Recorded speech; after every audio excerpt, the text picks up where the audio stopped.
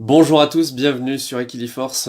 Vous qui cherchez à vivre naturellement plus heureux, vous vous posez comme des millions de personnes cette question de l'argent et de savoir comment économiser.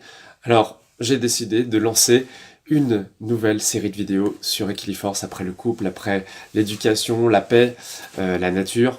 Je vais aussi donner des astuces pour économiser. Alors, c'est parti pour celle d'aujourd'hui.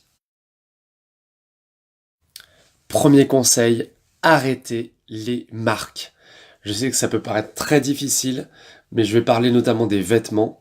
Nous sommes conditionnés jour et nuit quasiment, puisque même la nuit on a des affichages dans les rues par exemple, pour nous habituer à avoir toujours ces marques sous les yeux et finalement à adhérer. La campagne d'ailleurs, c'est le rêve des publicitaires, hein. Il fut une époque où on avait ce slogan «Les marques, elles nous marquent». Alors le branding en anglais, ça porte à l'origine sur un phénomène qui est quand on marque les bœufs, vous savez, on les marquait au fer rouge.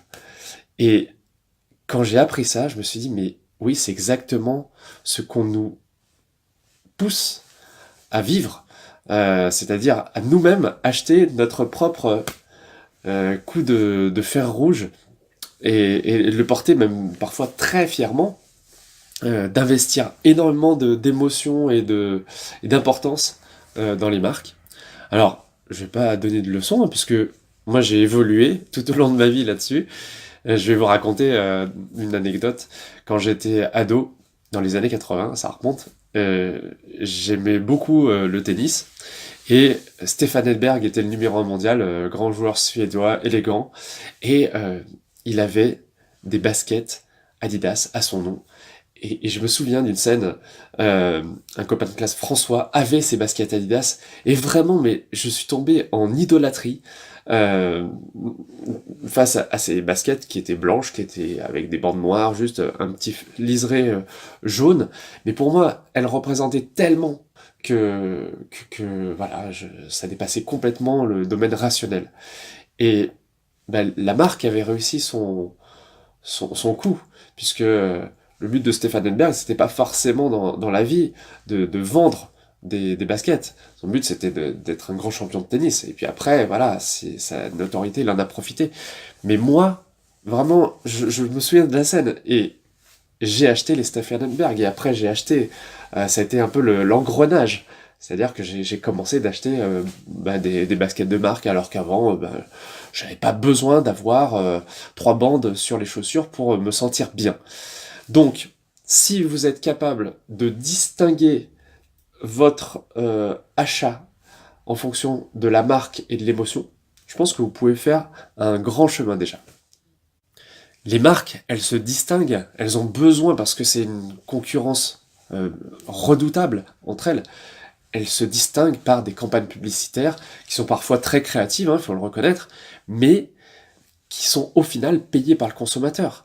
Parce que qu'est-ce qui distingue une marque qui est peu connue d'une marque mondialement célèbre, dont rien que le logo, prenons Nike, est une sorte d'icône des temps modernes?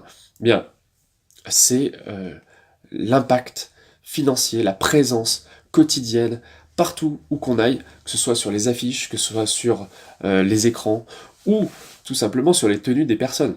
Et donc je pense aussi qu'une façon d'aider les gens en général à économiser des sous, eh bien c'est de ne pas faire cette publicité gratuite pour ces marques.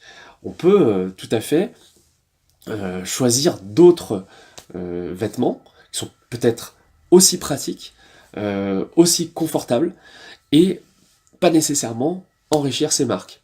Il y a un deuxième point qui permet de réussir à ne pas financer ce système, c'est également d'acheter d'occasion.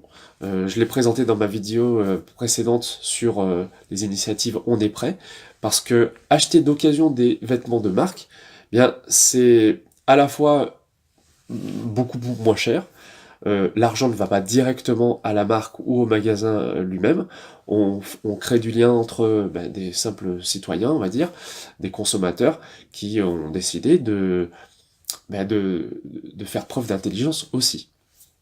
En résumé, re-questionnez votre rapport aux marques et observez si vous êtes plus dans une dynamique de désir, de compulsion, de rêve par rapport à ce que vous achetez, ou bien si vous êtes plutôt dans une dimension rationnelle, objective et attentive de vos besoins de base. C'est le meilleur moyen, je trouve, intérieur pour observer comment on peut économiser, et c'est ce que je souhaite diffuser grâce à Equiliforce et ses vidéos. Si ça vous a plu, on partage ça en commentaire, faites tourner la vidéo dans vos réseaux sociaux, vous avez vous aussi le pouvoir de changer ce monde, clic après clic, acte après acte. Allez, à bientôt sur Equiliforce, merci à vous.